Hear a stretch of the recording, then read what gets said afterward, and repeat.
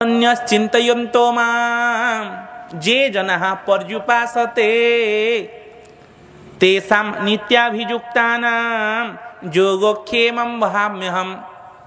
जे अनन्य भाव रे मते चिंता करुथुबो, उपासना करुथुबो, भजन करुथुबो, जप करुथुबो, मु समस्त काम छाड़ी मु तार काम रे नियुक्ति होई जिबी। बोलिए भक्तवत्सल भगवान की।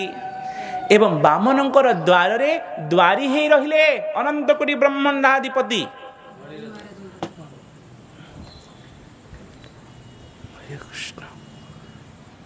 शुणुचंदी ना किए रहिले सेही बामन भगवान आज बलिर द्वार रे द्वारी होई रहिले।